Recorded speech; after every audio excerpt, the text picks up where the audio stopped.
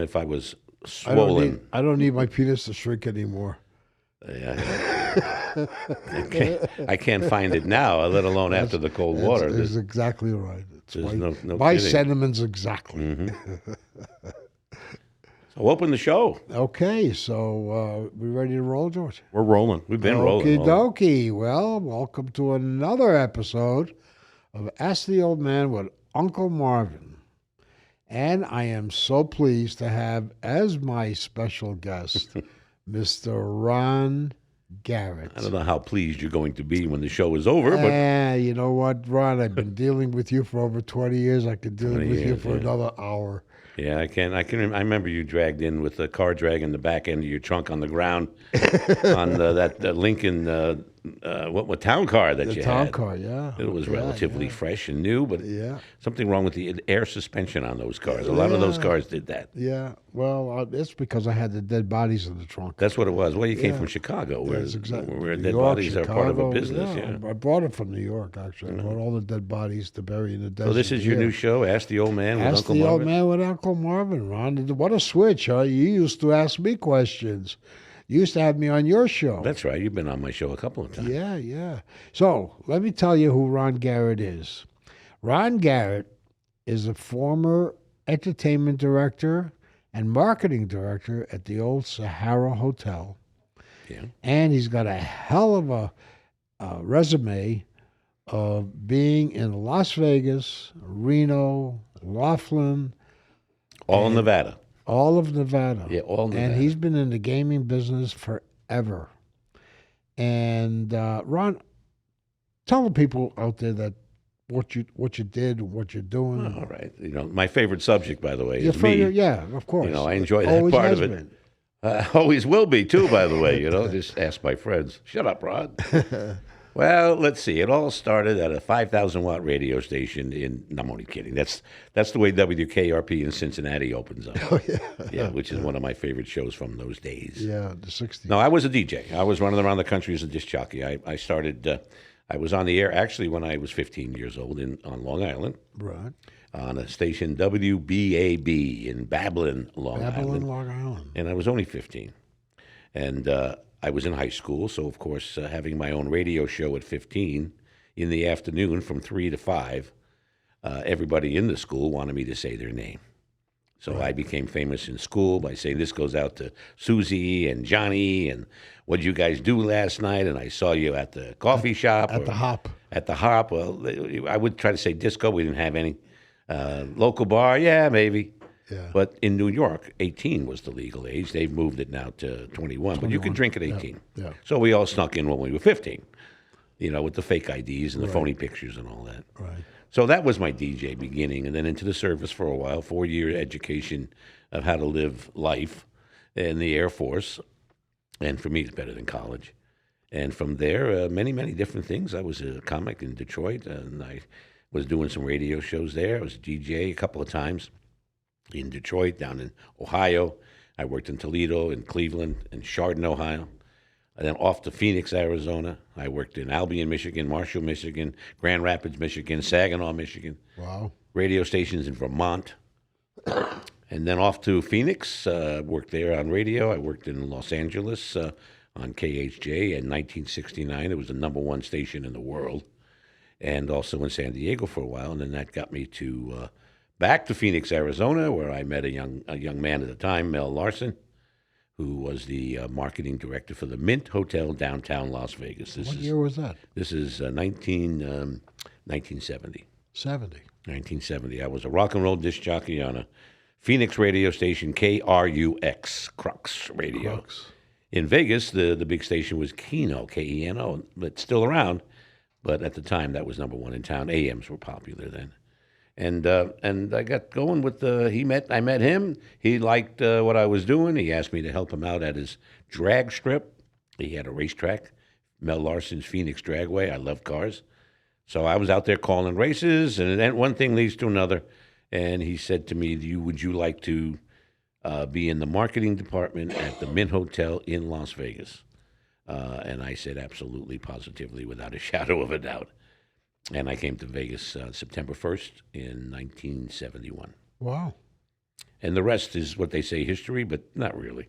And then a lot of things happen. Ad man, broadcast station owner, partner, stockholder, big ad agency twice, 2 or 3 times, once in Reno, here.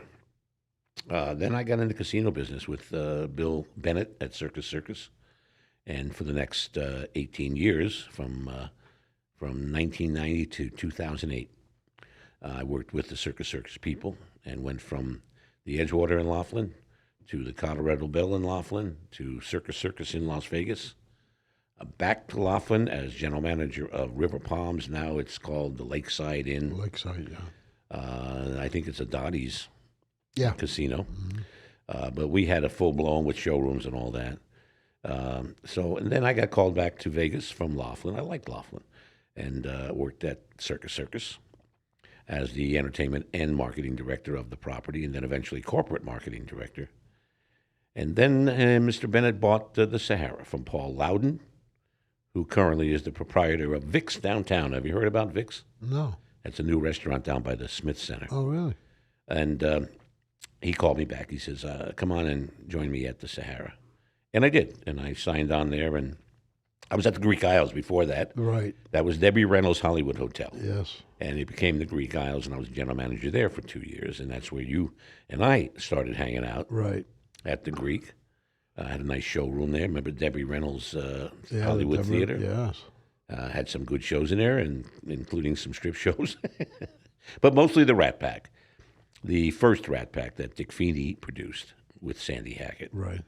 And they drew a lot of people to the business. That success got me called over to, and I wasn't with Circus, got me called to Circus Circus Company, got me called to the Sahara in 2003.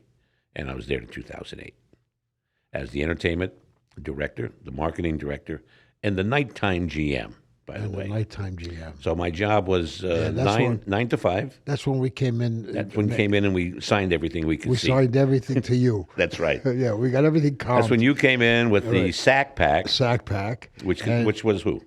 Tony Sacca. Tony Sacca, me. You, me, Tony Sacca, Sal Como. Sal Como, and our dates. And our dates. Yeah. Yeah, that's right.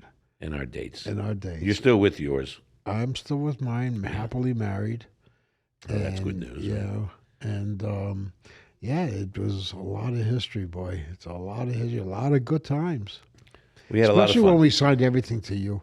Well, he did that everywhere you went. You know, I had the best job you ever had. You know, that's right, exactly. You guys would come in the evening. So I was daytime marketing director, nighttime entertainment director, and then weekend slot marketing guy. Right. And at 5:30, I became the general manager. So I had a room upstairs, of course, in one of the suites, and I practically never left the hotel. So you know what? I always wondered about your job. How did you determine what acts you were going to book into the Sahara in the main room? No, that was one of the most difficult things to do because we tried to be out front of all that instead of going with the old usuals like we had Charo in there and we had the coasters, drifters, platters, but they weren't in the main room. Connie Francis. You had Connie Francis and stuff like that. What we look for is who's going to come in to see these people and what kind of gaming we're going to get out of it. Totally different than what they do today. Right. Today, none of the hotels want anything to do with the entertainment. They don't give a shit. They don't care anymore. They don't give a shit. We can say shit on this, right? Oh, you can say Yeah, what you okay. want. They don't give a fuck. How's that? Yeah. I'm not used to saying that word into a microphone with a headset on, by the way. They don't give a fuck today because No, they don't. It's not about entertainment any longer. Here's the difference. I paid for the acts. So I got who I wanted. Yes. They have to bring some kind of track record of ticket sales with them. Otherwise, why bother? And that's what the same thing today. No one's going to get a gig in any of these properties unless you have a track record of ticket sales. Yeah, well, today it's all four-walling. And if you don't, you have to four-wall. You have to four-wall. Which means you're going to lose your ass. Exactly. But explain to these people what four-walling is. Four-wall is where the producer, let's say that Marvin, you've had several shows. You've been a producer. You're in the entertainment business. You were a booking agent. Correct. You've been a manager. You've had all that in your career. Right. You know, it's where you pay for everything. You want your act, let's say one of your shows, whoever it might be, to appear at the Sahara, for example. Right. You would come in, see me, and say, I want to rent the room for my act And I pay for everything. You pay for the rental of the room. You pay for all the printing. You pay for all the marketing. You pay for everything. You pay the band. You pay the show. You pay everything. And what you get is the tickets. But the hotel has to have a little piece of that. Right. But it's not a big piece. Usually it's an 80-20, isn't it? 80-20. Well, 80 for you, 20 for the property. Exactly. To try and get some of their money back. And then you'd go for it. With me, I hired the act I wanted. Yep. But I paid for everything. Every act I had in there had a marketing budget. I spent $60,000. If I had 4 acts, that would be $240,000 a month on marketing just for entertainment. I had another $200,000 to market the rooms, Right. which included the restaurants and some of the other stuff. But yeah, we had an entertainment marketing budget because we knew, and Bill Bennett, who was a genius in the hotel business, said to me when I first got started, he said, all you need to do is fill the buffet and fill the hotel, and everything else takes care of itself. Mm-hmm. He was 100% correct. So room rate was low. No resort fees. $39 I had rooms at the Sahara, not that long ago, because I wanted the customers in there. But let's go back to the showroom. So you pay for everything. I pay for the acts because I wanted to be the boss. If someone comes in and pays for my room, and David Sachs here in town did that with his show, Yeah. Buck Wild. I think you remember that. Sure, you came I to see do. it. Yeah. As a matter of fact, you had to sit right up front, and you gave me a lot of crap about it. And I needed free drinks. And you wanted the comp, right. and you comp for And all then- your friends. And dinner afterwards. Dinner afterwards, and the House of Lords, you know. And then you went in there and signed my name. Exactly. Yeah, and you got away with all that Absolutely. because I let it happen, and no one's going to say no to me at the Wait, time. I did give a tip to the waiter, though. You mean you didn't put the tip on the bill so it would come out of my comp budget? No. But you know, we had a comp budget in those days. I know you did. Nobody else does it. why They don't we- have it we anymore. That's why we took Yeah, advantage you of know, it. here and how much, and I would make my own budgets monthly and put in whatever I wanted. I put in $10,000 in comps, Right. and of course, I always came under, which made me look good. But I'm spending $5,000 on free stuff for everybody, all my friends. It was a lot of fun. So if you put the act in yourself, and you don't like the act, you're the boss. Right. You can talk to the producer and say, let's change this or let's adjust that or maybe. So you get involved with the show to make it better. Now they bring in these shows and they're untested. An example is the Awakening that opened at the Wynn, replacing Le Rev. What a turkey. Not good. It bombed. It bombed. It bombed so much they closed it and redid the entire show. No kidding. Redid it. It's not the same show they opened with. They had to redo it to make it more like the show they got rid of. Now, was that a 4-wall? Yes, it's an outside producer comes in. He buys everything. He took it as a 4-wall. Yeah, there's nobody paying anybody So for anything. the Win doesn't care. They don't give a shit whether you make it, you don't make it. They're getting paid anyway. They don't care. They They want the don't care. rent. They get the rent, and they get the drop. They get the drop. But that's the part of it that they don't really get sometimes, because how do you keep the people in the hotel? That's the idea. Half the crowd goes out the front door Right away. right away. 50% of the room. I had Gone. 800 seats at the Sahara showroom. 400 400 left. are out the door in 2 the minutes. door. 200 go get a drink or something to eat. Right. And the other 200 gamble. Gamble, and they dropped $20. And they actually came out to this. It was $190 per hour times really? 3. Really? It averaged out to $190 per loss per person per hour, average 3 hours. So you're getting a little less than $600 back from the people that that are playing. But there's more, and there's winners, and there's more bigger losers. Yeah, right. But multiply that by the 200 people. You can't beat them. So we win. We get the food. We get the booze. Right. But half the place is out the door. There's no question about that. Today, you have to sell tickets, and you can't. You can't because you're competing with the Raiders. You're competing with the hockey team. You're competing now with. And look at the ticket basketball. prices. Ticket prices are ridiculous. Ridiculous. The most embarrassing person to appear in Las Vegas was Adele. She canceled the show. Ticket prices $20,000, $30,000, $40,000 a seat. Who's got that? You know, that price is everybody. Now, locals always complain, but they have to remember that Las Vegas is not here for locals. Right. It's here for tourists. But the locals make up a large percentage of the show audience. Not anymore. Not anymore. No. Again, I'll use number. When I Well, arrived actually, you know what? You're right because the parking. you got free tickets for the locals now. Yeah, house 2 seats. for ones, House house seats. seats, But they are not coming to the seat strip. fillers. They're not coming because of parking. You Parking. can have all the free tickets you right. want, Because of parking. but because of parking, You got to and pay it's for not parking. cheap parking, $45. Oh my God! It will be the new price to park at the Wynn. They're now converting. No, I mean, I'm sorry, not the Wynn. The Venetian and the Palazzo are now converting, putting in the gates. So $45 a day to park your car. Then there's the resort fee. And then there's high prices, $15, $20 a drink for a martini. Restaurants are ridiculous. You sit down for dinner, it's $300, and Yeah, you're in the coffee shop. But there are people still paying that, Yeah. but not locals. Is it the younger generation that's coming in and spending? Yeah, it's .com billionaires, .com billionaires. trust babies, Yeah. celebrities, A lot of California. basketball players, sports figures, because we're now the sports capital of the world. Right.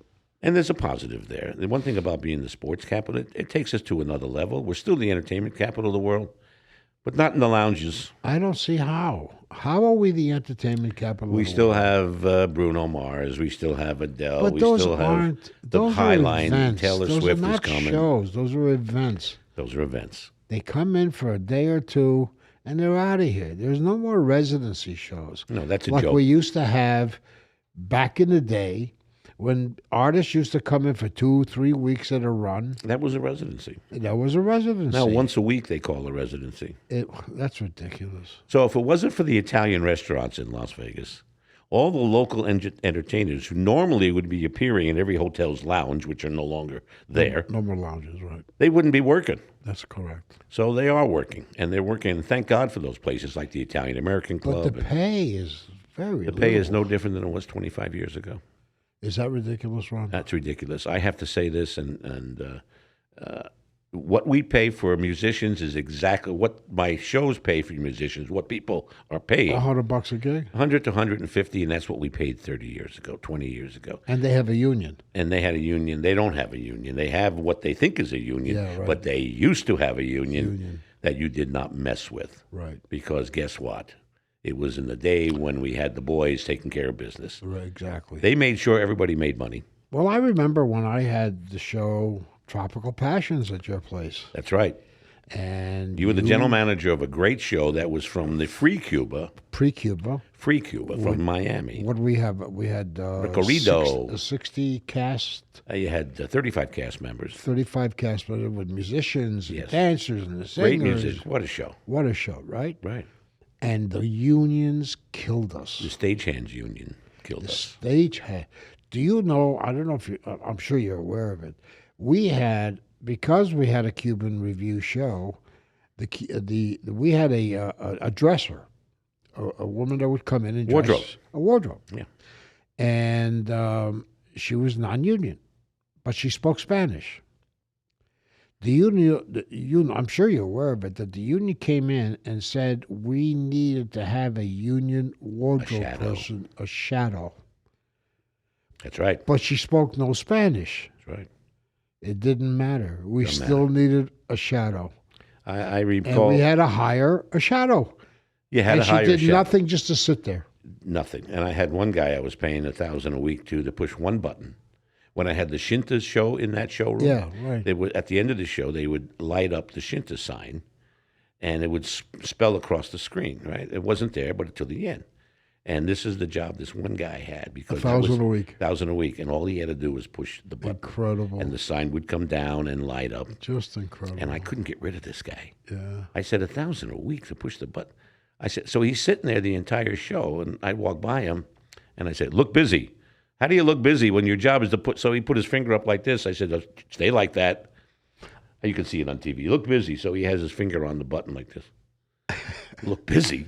And the rest of the time he played cards. I remember going backstage one time at your theater, and I went to throw on a switch, a light, and there was a union guy standing there. He says, you can't do that.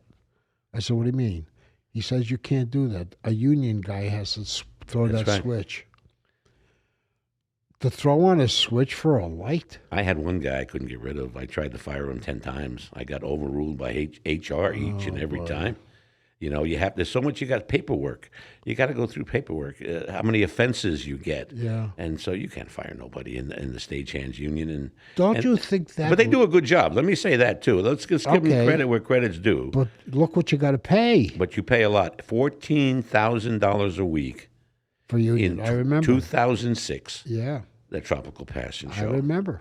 Had to bring a second show in to pick up half the tab. Right. That's right. We split it with that. That's right. That's right. We brought that. Remember who that was? Yeah, That was Buck Wild. That Buck was Wild. yeah. It was David Sachs' David show. Sachs' show came in after that. You're right. And we split the. Because the tab was still 14,000. If you're 4 hours or 8 hours, so we split it. Don't you think that hurt the entertainment business in this town? The unions. I'm not against unions, in per se. They have the right to make the money and have contracts and know they have jobs. There's nothing wrong with that. But when it gets out of hand like that, where it costs more to pay the stagehands than it does to produce the show, which happens, then there's a concern there. So there should be some kind of flexibility based on the size of the show or the amount of budget involved. I doubt if that'll ever happen. So that union is still strong. But the musicians isn't. And if it was, that union wouldn't be so strong. Right. So I'm not against unions at all, but they need to be reasonable.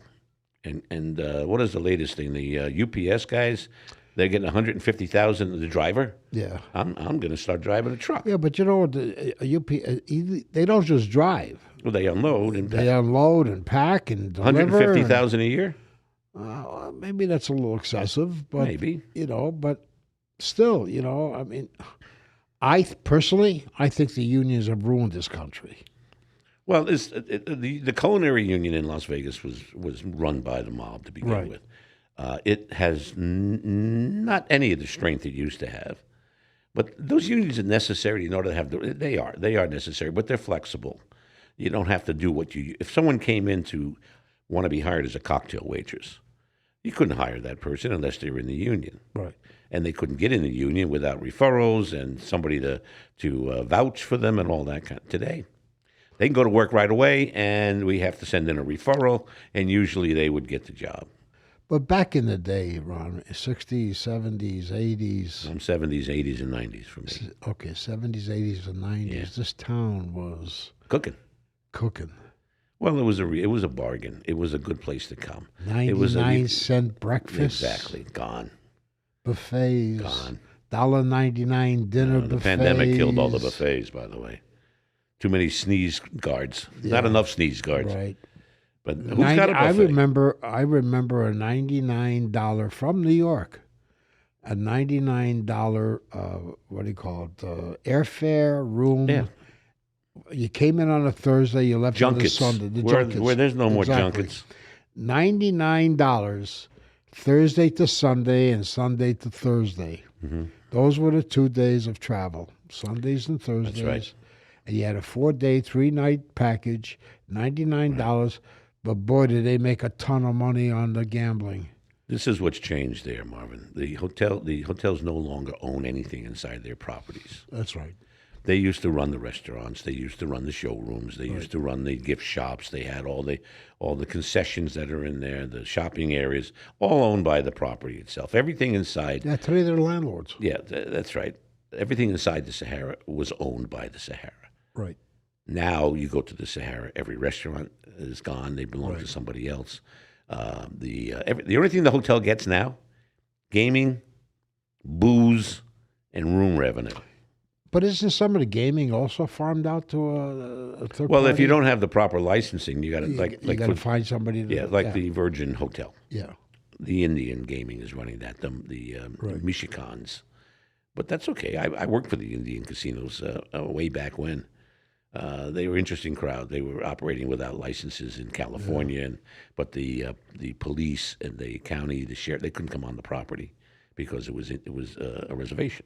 Only the feds could come. Wow.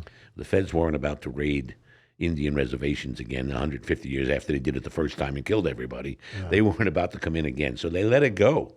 And that's why Indian gaming got a foothold in California, and it was completely illegal. Well, so today Yes, sir. you have a very successful radio show. Tell me, how did you get started with that?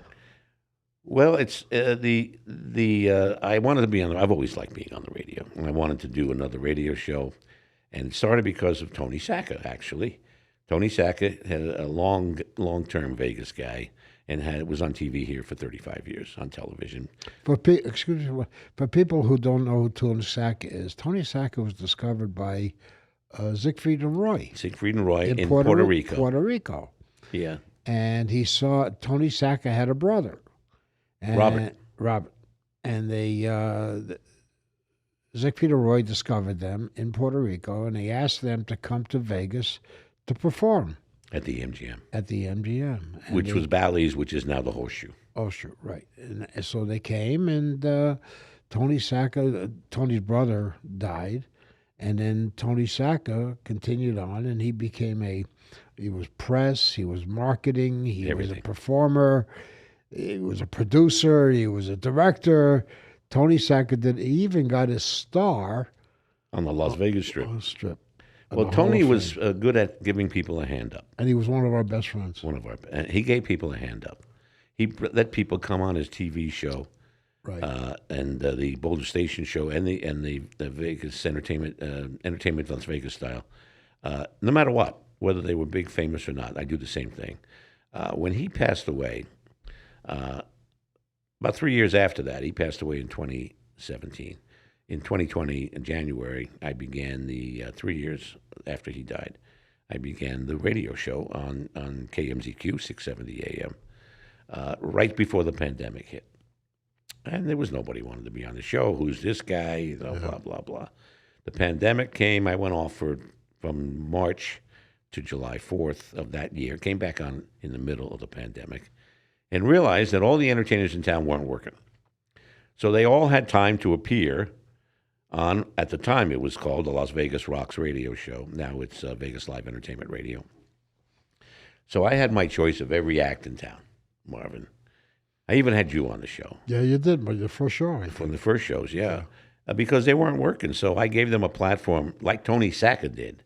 And I carried on his legacy by using music he wrote, like Las Vegas Rocks and A Rainy Night in Vegas and a couple of others, as my jingles, and always a tip of the hat to Tony and homage to Tony and all that. And I did that for 3 years to try and keep his legacy alive and helping out young and up-and-coming stars, which we do.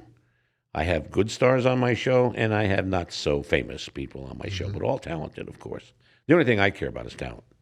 You know, I don't care what you look like, where you came from, what you're doing, how old you are, blah, blah. Talent. Right. Talent. You could be, have your head up your ass. And can you sing in there? Sounds like an echo chamber. But talent. So and the show grew from there. Then when I went Facebook Live, the whole world changed because of that. The digital media is so strong, just like this show. Digital media is so strong. Yes, it is. And it's I start with future. I start with nothing. Facebook Live. But Facebook has, 3 billion watchers and lookers and subscribers? Facebook Live. Hold on. George, can we cut for a second? Yeah. Cut. What's up?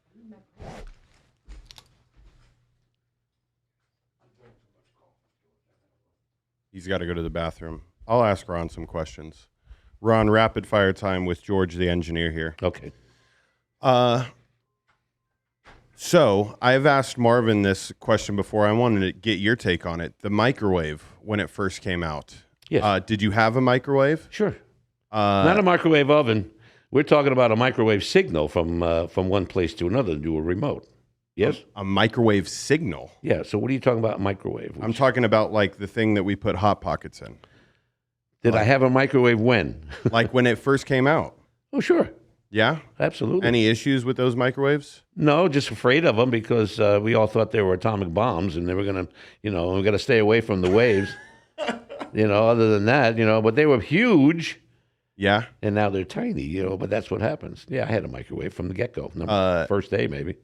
So other than that, you brought up atomic bombs. Yeah. Did you ever go watch the bombs dropped like out in The Vegas. No, I Desert? wasn't here soon enough for that. I missed it, but a lot of people did, and they were doing in the atmosphere tests out at the test site. Mm-hmm. And unfortunately, that wind blew over St. George, Utah, and St. George is probably one of the biggest cancer clusters in the United States just because of that reason. And they did 1,000 tests out there before they went underground. Damn. But I never saw one. But I felt one once. They did an underground test in the 70s, probably made one of their last ones. And I was staying at a hotel at the top of the Golden Nugget from downtown. And I thought it was an earthquake. Like at 6 in the morning, they let one go out there in Mercury in the test site. And the whole place shook, and I thought we were having an earthquake. But it was an underground nuke.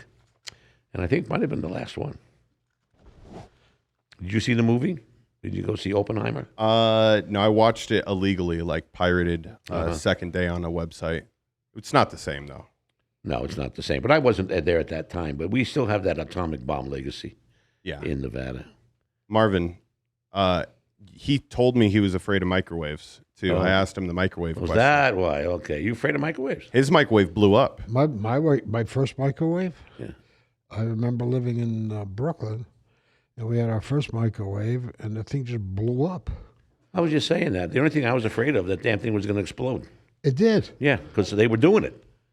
It did. It blew out the entire glass. It started a fire.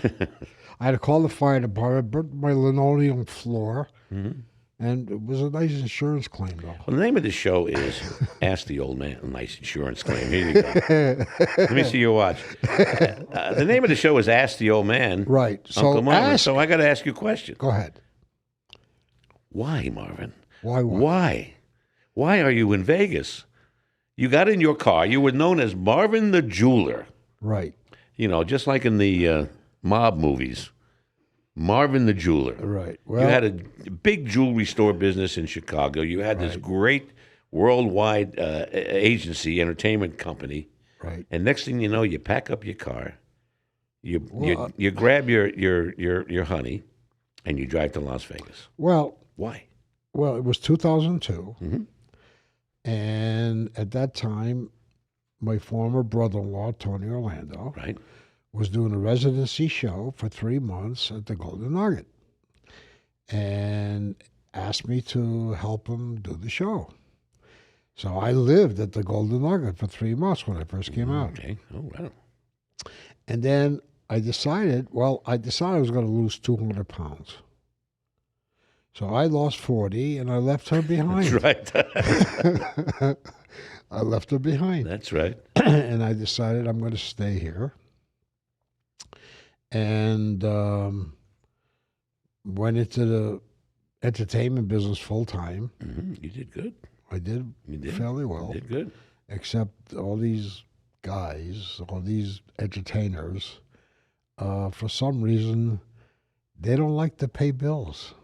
No, they don't, and they don't have any insurance either. They don't have any insurance, and And we got to throw benefits. Yeah, and I thought that I was coming here with dead bodies. I should have brought a few dead bodies back to New York. But no, seriously. But it's a big change, though. You're from Chicago. You were born in the Bronx, right? No. I was born in Europe. That's right. You were born in Poland. Poland. Yeah. But then you went to the Bronx. Then you went to Chicago. Bronx. I lived in the Bronx. I lived in Brooklyn. Brooklyn, Chicago. Then I was went that to last Chicago. one, I yeah. opened up a big business there, and But that's a big deal. This okay. I'm leaving my life. I'm grabbing this chick and I'm moving to Las Vegas. That's a big deal. Well, when you're not happy, it's not You about gotta make money. yourself happy. Yeah, it's not about money. It's not about anything. I mean, that divorce cost me $3.5 million. Yeah. You know, and you had to start all over It again. was and worth I every did. dime, wasn't It was worth every nickel of it. Every nickel of it. I bet. It's like lifting a huge weight off your shoulders. And I said, okay, if I got to start over again, I'll start all over again. And I did. A man of wisdom, obviously, your Uncle Marvin. Mm-hmm. What advice would you give? I'm an up-and-coming act. I have a good show. I sing really good. I have a nice band. I'm a little different than everybody else. I want to come to Vegas. And I show up and I call you up and I say, I'm here. Give me, what do I do now? What would your advice be? Don't quit your day job. That's correct. Don't Go quit. home. Go home. Find a job. Because you said it earlier, 90% of all the new shows close in less than 90 days. In less than 90 days. Believe me, I know. And they have an average loss of Do you a quarter. remember- I know you know. What was it? What was it? Love is a Pain? Love is a Pain. Remember that one? Marvin, that that was was the the- fastest show that opened and closed. It's the only show I ever got invited to that you told me not to go. Not to go. I said, don't come. Don't go. I was telling everybody, don't show up at this show. It is so because it's bad. terrible. All I did Love was is a Pain. I managed the show. I didn't You were the produce general it. manager, yeah. I didn't produce it. I didn't do anything. I saw this show in its development, and I said, this show is really, I've seen some bad shows, but this show was terrible. Unbelievable. And we sat there and actually laughed through the whole damn And thing. And I it wasn't a funny hired- show. I hired the best PR people. I hired you the did. best everybody, the best scenery people, production people, and you know what? Nothing helped this show. No, Nothing. content makes a difference. Oh my God! And it opened and closed in the same day, Same day, same hour. same hour. So when it said good night, everybody, the show closed right They there. meant it. And everybody packed up and went home. I even stayed outside of the showroom when people were showing up. With the Riviera, yeah. It was at the Riviera. Yeah. I said, "Do not go in." You told me not to come. Steve Rossi. I mean, everybody that was showing up. I said, funny. "Don't go in. Don't see the show." Well, they just keep doing things like that, though. They don't realize that marketing is everything on these shows. Yeah. And if you bring a show into a hotel, they got to spend some money. Right. I watched when I was working with Wayne Newton and at Bally's with Tony and Wayne and Right. the Bronx Wanderers and a few others. I watched shows open and close in Paris in their theater, the Marseille Theater, whatever. Marilyn show, the Marilyn Monroe show, open and closed, open again and closed. Yeah. Robert Goulet. Robert Goulet, the Robert. This is a true story. There was Robert Goulet as himself appearing there. Yeah. And down the street, there was a Robert Goulet lookalike tribute Impersonator. show. Yeah. And that tribute show outdrew the real guy. And that was when Robert Goulet decided to go home. Yeah. Unfortunately, because he's a big talent and he was great. But your time passes. You know, the Only Wayne entertainers- Newton's hanging on. I don't know why. Why? He just loves it. It's his But he passion. can't even talk anymore. It's his passion. And I like Wayne, but But he does still sell out. It's only 190 seats. I He used to sell understand. 30,000 seats. But he can't even talk. I mean, isn't it embarrassing for these guys to get up and? I don't know. I just some people just can't stop. But the I thing about guess. Wayne Newton, he's always going to be Wayne Newton. He's always missed. Nobody's ever going to get the title, Mr. Vegas. That's true. That's that is his. true. You can pretend to be. That's true. You can say like I did with Lou Gazzara, the new Mr. Vegas, Right. the Mr. Vegas of the 22nd century or whatever. Well, you can't take away that they're icons. I mean, Tony Sure. Orlando's Oh, an Tony icon. Orlando. Tony Orlando, Wayne Newton. I mean, all these guys are But you know who icons. still pays for acts? Westgate. Westgate. Those They are not do? four walls. No, Barry Manilow is bought really? in, and so is Purple Rain? Frankie. Barry Manilow. No, is Purple Rain still there? I don't know. I don't think so. I think they're at the Trop now. Oh, the Trop? And also Frankie Valli, who you might as well listen to his records Yeah. Yeah. because he doesn't sing in his own It's show. augmented, right? He doesn't sing in his show. Tracks. He sings to himself. Tracks, yeah. Tracks. But so he probably sings a little bit, but it's not. It's mostly what he used to sound like. Yeah, But yet he's Frankie Valli. that's right. This guy just got married. What is he? 89 years old. Well, listen.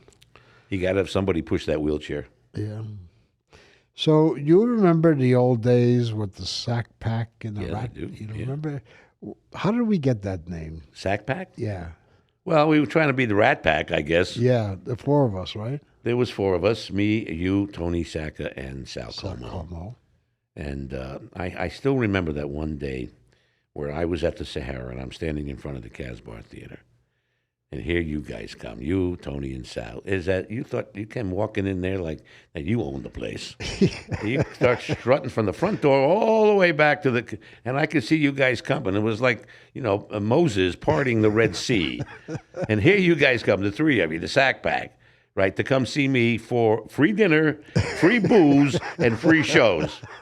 But you walked in like you were these big three high rollers, but you didn't pay for a thing that night, Nothing. or any other night for that matter. Why do you think we showed up? That's why you showed up. But I can't forget, from the front door to the Casbah was a pretty good walk. Nice walk, yeah. It was when the casino had slot machines that you could see over the top. Yeah. You know, not now. These slot machines They go also to had the tables there too, right? the table Right. games, which are half what they Yeah. used to be, because slots is And everything. the bar was right in the middle of it. Bar was right in the center. Right in the center, yeah. Yeah, that was the Casbah bar. Yeah, The bar was outside the room. Right. And now I'm standing in front of the front door, at the opening to the Casbah, and here you guys come. In your suits, you know, dripping with gold. And Marvin the jeweler, well, you proved that night, right? Or any other night. You're dripping in gold. You know, Tony with his, you know, the high-collared starch shirt. Right. In cowboy Just boots. a gigolo. Yeah, and everywhere I gigolo, go. yeah, and the cowboy boots. Yeah, the cowboy boots, right. And Sal, just, you know, he's big Sal. He's a million pounds. He looked like the muscle guy. He looked the bouncer. He was the muscle guy. He was the muscle guy. He was muscle guy, and he was clearing the way. And you guys like Moses parting the Right. the Red Sea, for crying out loud. And here you came into the casino. And that's when you gave us the name, the Sack Pack. That's the Sack Pack, yeah. I That's said, when you we ain't gave the us we ain't the Rat Pack. We're the Sack Sack Pack. Pack. Yeah, Tony Sacker Pack. And we had a lot of fun with that, and we went everywhere with it. Now, Sal is gone. Sal's gone. Tony's gone. Now we're at a half Sack Pack. We're half a Sack Pack. Half a Sack Pack. It's you and me. Me and you. That's it. Well, let's see. We gotta round up some new members, Marvin. Yeah. Yeah. Unfortunately, everybody's dying off, Ron. Yeah, well, it's I got to hurry up. I can still make money because I know people, Yeah. but a week from now, I probably won't. All my friends and connections are either fired, retired, or dead.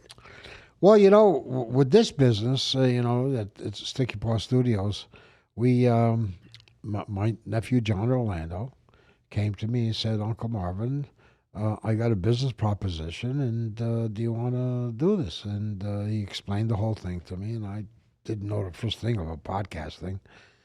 And he said, you know, but I've been dabbling with John for years and years in business, and I looked at it. I looked at some of the numbers, and I said, "You know what? It's got a shot."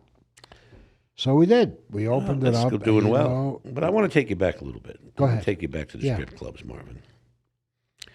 Before we all were married Yeah. or had girlfriends, yeah, let's say before yeah. me, Well, better you, known as Guma. on the Guma, we had a Guma. We went. Me, you, Sal, and Tony would go to strip clubs. Right. Now, since you had a talent agency and you were an entertainment manager, Right. you had a business card that said all that. Right? Correct. Yeah. Well, you know, me, Tony, we were just guys, right? So we're in those strip I clubs. remember you handing out $20 bills. We're like passing out $20 bills. right? $20 bill. What are you guys? And nuts? no one's talking to us.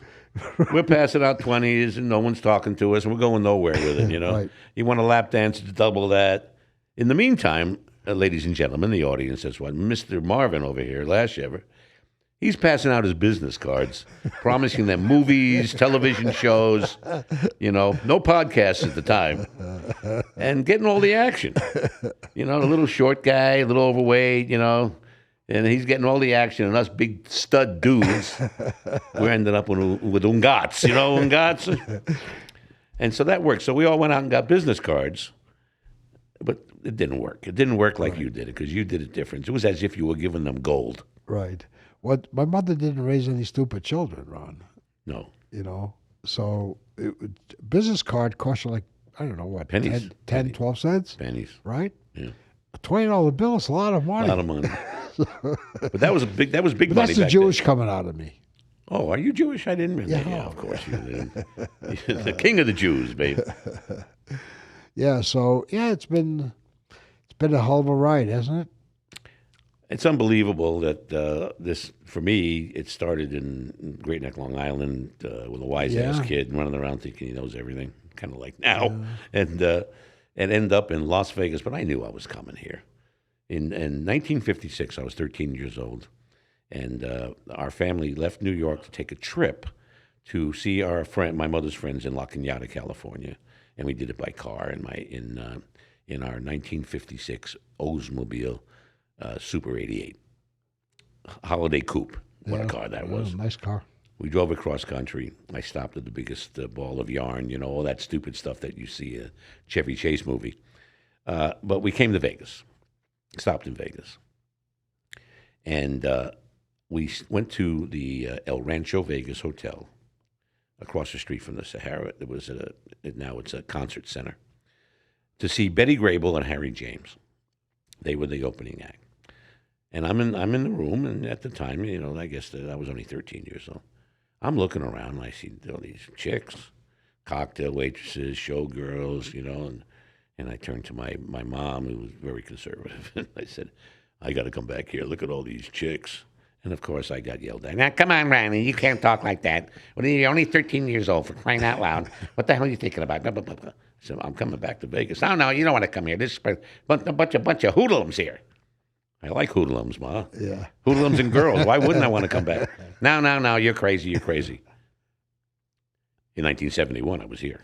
Yeah. So how many years is that? That's 15 years later? Wow. I came back, babe. Yeah. I came back, and I haven't left. Yeah. I haven't left. That's great. And we're here till we die. I ain't going nowhere. I got to tell one real quick story before we close. Ron, there was a trip I told you about that I was taking with my wife, Linda. Mm-hmm. We were driving from here to Chicago, Yes. right? And when we came back, I told you I got stopped in every state that we crossed to get to Chicago. But being an ex-police officer, I was a police officer for a while in Illinois. And I told you that the way I got out of my tickets, I never got a ticket in any one of those states, is by telling the cop that I was on the job. Mm-hmm. And well, on the job meant to police a talk. brother police Police officer. talk, yeah. Well, he understood that, you were either affiliated with or you were a police officer.